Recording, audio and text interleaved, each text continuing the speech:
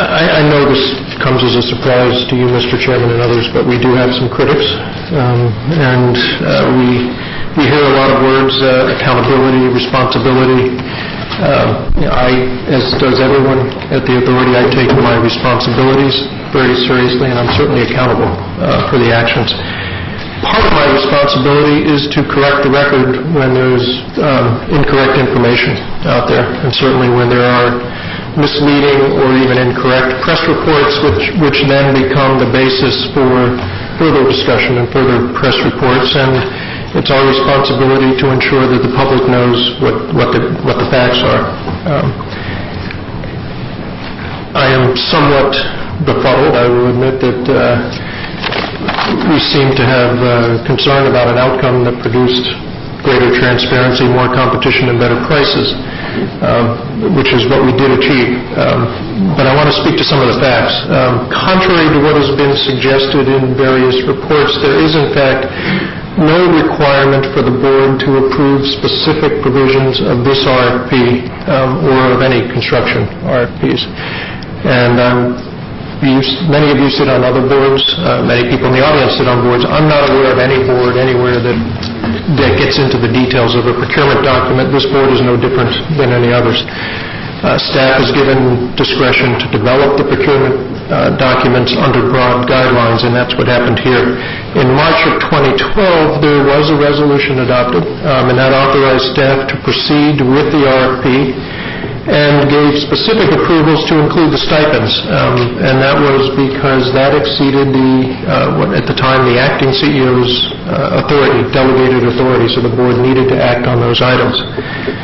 As has been noted, the chair recused himself from particulars, and the chair of the Finance and Audit Committee was then designated to work with staff as appropriate and necessary, not because approval was required, but to address those issues which staff believe should come to the attention that the board should be aware of, certainly as we went forward. The staff did, in fact, consult with Mr. Rossi, acting in that capacity, on issues including the extension of the bidding deadlines. You may recall we extended the deadline for submission twice, as well as the changes in the evaluation, the improvements in the evaluation process, which have been the subject of a lot of discussion. The improvements in that process were made over 5 months before the proposals were submitted. They were made in August. Proposals were submitted in January, on January 18th of this year. All 5 proposers had the same information at the same time, knew how the proposals would be evaluated 5 months before they submitted them, had time to reflect those improvements in submitting their proposal. One thing I think is important is people in California often are maybe more familiar with a design bid build process under which the agency develops full designs, hands them over to a contractor and says, give me a price to build this. The design build process, as Mr. Tapping noted, is different, and it's an iterative procurement process, meaning that there is back and forth with the potential bidders under very controlled circumstances as we go through, where all bidders are provided the same information. There's no discussion that happens with one without all of them knowing it. And the intent of that process is to improve the procurement and remove issues and make it a better document. Over the course of this procurement, we issued 9 addenda to the procurement, and those covered a very broad range of issues, some being as simple as correcting a grammatical error, or missing comma, or punctuation, most of them being highly technical data, the bidders wanting additional information to help them prepare their bids, and then ranging out to issues like the evaluation of the proposals.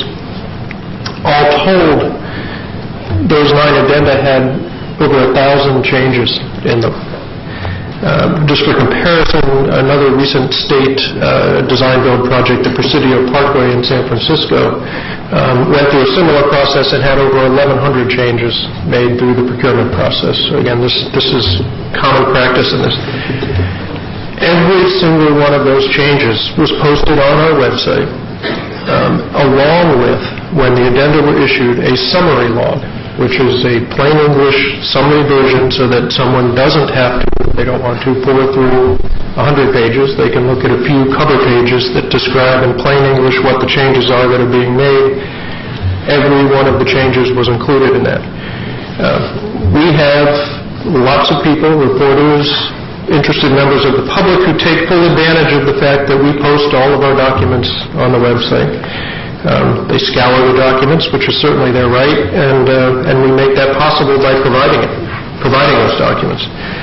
I can attest to how much detailed review there is by the public, because we have frequent discussions with people about very detailed provisions of all sorts of documents, including the procurement documents that we talked about.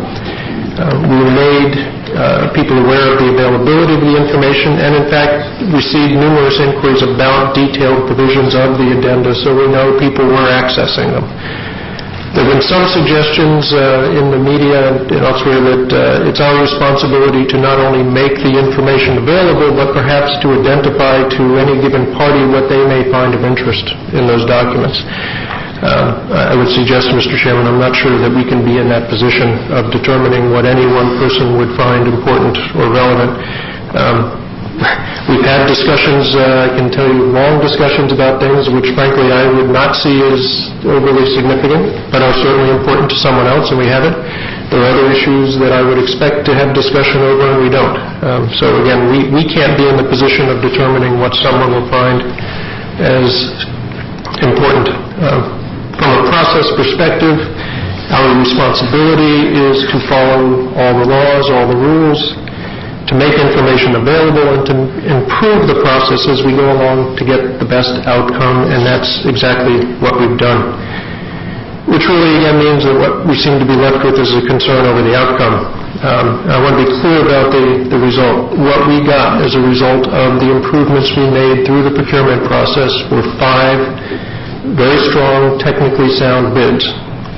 As Mr. Tapping said, even under this improved process, had any one of those technical proposals not been fully compliant with all of the requirements, had there been any reason to believe that any one of the bidders could not meet all of the requirements, deliver the program exactly as needed, they would not have been past the first screening of the evaluation, would not have had their prices opened, even under this process. And again, as Mr. Tapping indicated, it's very important to note the technical reviews, 2 levels of technical review, took place with the prices remaining in a sealed vault. So there was no way that the reviewing committee had any idea of what the prices were when they were reviewing the technical.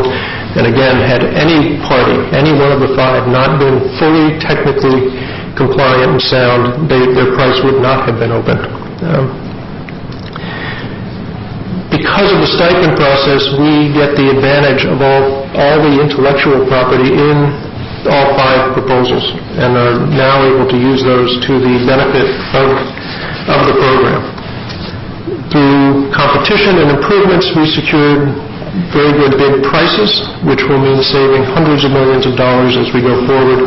And again, all of this in full public view with no advantage given to anyone. It was noted before, some comments I made, and I'll repeat them. I frankly imagine that had we not improved the process and done things the way we would, we'd be hearing from any number of people, maybe even the same ones, about how we had not gotten the benefit of competition and would have left money sitting on the table. And that is not a situation we wanted to be in. If we had 5 technically sound bids, we wanted the opportunity to be able to get the best value for the state. So, Mr. Chairman, just in closing, I'd say the bottom line is we improved the process in full consistency with the board direction, with all laws, regulations, the process. This is what we're supposed to do, and we got a very favorable outcome for the state, and I'm pleased with that and look forward to moving forward when the time comes.